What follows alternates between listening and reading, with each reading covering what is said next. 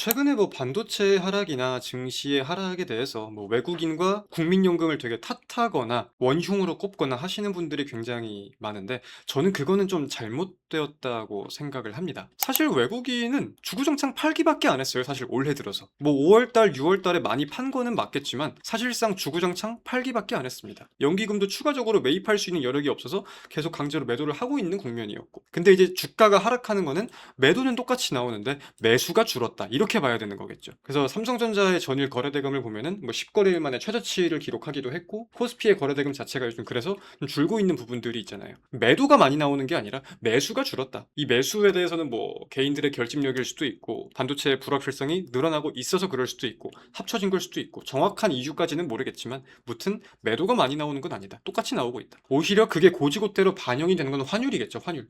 그래서 증시가 많이 밀리면서 종목들이 밀리는 거는 어쩔 수 없는 영역이겠지만, 그 증시가 밀리는 이유를 가지고 우리가 지금 인정하고 돈을 잃어야 할 때인가, 아니면은 충분히 더 가져가야 된다고 판단할 수 있는 거인가, 거기서 이제 대응의 영역 갈린다고 생각을 하거든요. 저는 이제 지금은 엉덩이 무거운 사람이 이기는 거다라고 강조를 많이 드렸었고, 최근에 뭐 손실 중인 게 수익권으로 전환되고 그런 건 절대 아니었지만, 그럼에도 반등의 폭이나 속도를 보면은 그게 왜 그렇게 말씀을 드렸는지는 조금씩은 공감이 되실 수도 있겠다고 생각을 합니다.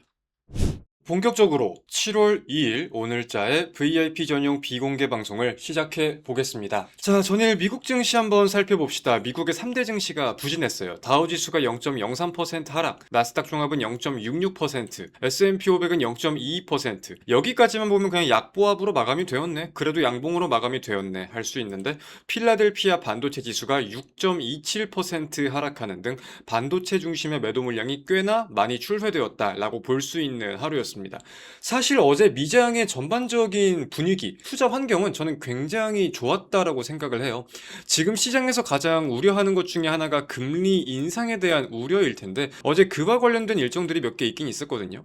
첫 번째로는 케빈 워시의 연설에 대해 본다고 할 때, 케빈 워시는 현재 인플레이션에 대해서도 그렇고 지정학적 리스크에 대해서도 그렇고 꽤나 위험도가 많이 낮아지고 있는 것 같다. 물론 지금 높은 상황인 게 맞기는 맞지만 우리의 목표치는 유지할 거지만 점점 상황이 호전되고 있다라고 발언을 했습니다. 그래서 국채금리도 이 발언들에 대해 조금씩 반응하는 모습들을 보였고, 동시에 근데 어제 민간 지표이긴 하지만 ADP 민간 고용 지표를 본다고 했을 때에도 예상치를 하회하는 모습을 보였어요. 민간 신규 고용, 지난달 신규 고용이 9만 8천 건을 기록하면서 시장 예상치가 약 12만 건 정도 되는 걸로 제가 알고 있는데, 예상치를 하회하는 모습을 보였다. 그래서 우리가 이렇게 본다고 했을 때 조금 추가적으로 들어간다고 하면은 제조업 ISM 지수도 예상치를 하회하면서 이렇게 되면은 물가에 대한 우려가 많이 꺾일 수 있겠구나, 유가까지 하락을 했으니까 전반적인 환경은 꽤나 많이 긍정적이었다고 저는 해석을 하거든요. 근데 그렇기에 전반적인 투심이 나쁘지는 않았던 것 같은데, 반도체가 하락한 이유에 대해 본다고 하면은 메타가 급등한 이유와 함께 생각을 해봐야 됩니다. 메타는 어제 무엇을 밝혔냐면은, 쉽게 말하면 그거예요. 우리가 보유하고 있는 인공지능 칩을 재판매할 수 있어. 이제 옛날에 아마존이 아마존 웹 서비스를 만든 것과 어찌 보면 유사한 행보일 텐데, 메타가 가지고 있는 반도체 칩을, 인공지능 활용되는 부품들을 우리가 다시 판매할 수 있어. 자, 그럼 당연히 반도체 기업들 입장에서 생각을 했을 때는 악재라고 생각을 할 수 있겠죠. 근데 이에 대해서 해석이 엇갈리는 부분은 있어요. 두 가지 방향입니다. 첫 번째로는 반도체 굉장히 부족했던 거 아니었어? 아무리 레고 제품일 수 있겠지만, 아무리 DDR4에 국한되는 거일 수 있겠지만, 그거를 판다는 게 너네 지금 반도체가 생각보다 남아 도니? 이렇게 해석을 할 수도 있을 거고, 두 번째로는 반도체에 대해 공급할 수 있는 기업이 늘어나? 그러면은 이제 수요 대비 공급이 어느 정도 일정 부분 맞춰주면서 가격이 하락할 수 있겠네. 어떤 포인트로 가도 반도체의 불확실성을 초래할 수 있는 부분이다 보니까 그에 대해서 반도체가 꽤나 많은 매도 물량이 남았다, 이렇게 해석을 할 수 있겠습니다. 그래서 반도체에만 하락을 했지, 사실상 반도체를 공급받는 뭐 메타라거나 뭐 알파벳이라거나 이런 빅테크 기업들은 오히려 상승을 좀 하기도 했었는데, 오늘 국내 증시가 어떤 내용을 어떻게 반영할지 한번 잘 살펴보도록 하겠습니다. 특히나 이번 주 국내 증시는 반도체가 눌릴 때 다른 업종들, 많이 눌렸던 업종들 위주로 순환매가 도는 게 꽤나 뚜렷하게 보이기도 보였어가지고 오늘 어떤 그림을 보일지 잘 지켜봐야 될 것 같아요. 자, 그리고 한화오션이 지금 대체 거래소에서 한 12% 정도 상승세를 보이고 있는데, 상승 동력이라 함은 KDDX 선도함 건조에 대해서 우선 협상 대상자로 확정이 됐다고 합니다. 지금 나온 공시를 보면은 방위사업청이 발주한 구축함 상세 설계 및 선도함 건조 사업의 우선 협상 대상 업체로 선정되었음을 통보받았다 라고 나와 있는데, 사실 이거는 뭐 알고 있던 내용이었어가지고, 그리고 그 이후에 현대중공업이 다양한 방안들을 시도하려고는 했지만 변수가 없을 거라는 걸 저희는 일단 좀 짐작을 하고 있었잖아요. 이래저래 많이 알아보기도 했고. 그래서 이 재료 자체에 대해서는 저희가 크게 막 무게를 두고 신경을 쓸 필요는 없어 보입니다. 오늘 뭔가 자세히 이 재료에 대해서 분석해 볼 필요도 없을 것 같고, 제가 여기서 좀 원하는 게 있다고 하면은 이제 시장의 관심을 좀 받고 있는 와중이니까 시장 중심에 서가지고 다음 뉴스플로우까지 좀 온전히 부각되었으면 좋겠다, 이런 생각은 있어요. 다음 뉴스플로우라고 하면 당연히 첫 번째 캐나다가 있을 거고, 두 번째 태국 호비암도 있을 거고, 세 번째로는 마스가 프로젝트까지, 이 세 가지가 가장 대표적이지 않을까 생각을 하는데, KDDXL8 상승에 대해서는 어디까지 올라가야 돼? 야, 이거 센 재료야. 분석을 하기보다는 그냥 올라가면 올라가는 대로, 안 올라가면 안 올라가는 대로 그냥 우리가 차분하게 보면 될 것 같습니다. 그냥 거래대금 좀 실리면서 증시의 중심에 좀 있었으면 좋겠다, 딱 그 정도 시선만 가져가면 될 것 같아요. 캐나다에 대해서는 뭐 7월 3일날 발표가 될 것이다, 7월 7일날 발표가 될 것이다, 뭐 굉장히 다양한 얘기들이 오가고 있는데, 그리고 캐나다 안에서도 굉장히 다양한 인물들이 있잖아요. 그 사람들이라고 뭐 모두가 통합된 의견을 내지도 않을 거고, 그래서 인물별로 발언하는 게 지금 다 기사로 나오고 있다 보니까 혼동을 갖는다거나 혹은 어느 쪽이 유리해 막 자꾸 생각을 바꾼다거나 투자자분들도 꽤나 많이 계신 것 같아요. 근데 그거 하나하나에 우리가 일시일비하고 판단을 바꾸고 생각을 하고 그럴 필요는 전혀 없다고 생각을 합니다. 저희가 주목할 거는 한화오션의 잠수함 납기 그리고 기술력에 대해서, 실체가 있는 거에 대해서 독일보다 분명히 우월한 부분이 있고, 이제 뭐 지금 기사에서는 그거는 평가가 끝났다라고 하지만 평가가 끝난 거에 대해서 두 국가 다 흡족했다는 거에 대해서 점수 차이가 어느 정도인지는 절대적으로 모르는 거고, 이어가지고는 MRO를 비롯한 유지보수에 대한 비중이 굉장히 크다라고도 나와 있는데, 그 부분에 대해서도 뭐 나토끼리의 컨트롤되는 부분에 대해서는 제가 알 수 있는 부분은 아닐 거라서, 그리고 무시할 수 있는 부분이 아닐 거라서, 그건 캐나다의 평가를 볼 필요는 있겠지만 분명히 한화오션이 가지고 있는 경제적 효과나 지금 제시하고 있는 것들에 대한 강점이라는 게 있다. 뭐 티센크루프 같은 경우는 어제 티센크루프의 솔루션이랑 시스템을 담당하는 자회사가 해킹을 당해서 기밀 정보들이 유출되었다, 이런 소식들도 있긴 한데, 긍정적이라면 긍정적일 수도 있겠지만 그런 내용들에 크게 무게를 두진 않습니다. 이슈, 뉴스 하나하나에 흔들리고 일희일비하기보다는 그냥 지금은 중심을 지키면 된다. 이건 제가 무시를 하는 거는 아니고 그냥 철저히 지금 국내 증시를 보면서 느끼는 건데, 최근에 이렇게 주가가 하락을 할 때에는 야, 안 될 가능성이 훨씬 높대, 나토는 못 이긴대, 뭐 이런 기사들과 분위기가 엄청 많이 나왔었어요. 근데 오늘 KDDX를 시작으로 주가가 만약에 이렇게 올라가잖아. 그러면은 또 생각해보니까 될 수도 있대, 한국이 이런 강점도 있대, 이런 기사 엄청 나올 겁니다 아마. 그래가지고 제가 이런 기사 하나 두 개에 계속 왔다 갔다 할 필요가 없다, 그냥 이 중심만 알고 있으면 된다라고 말씀을 드리는 거고, 뭐 캐나다 사람들이 기사 보고 결정하는 건 아닐 거잖아요, 그죠?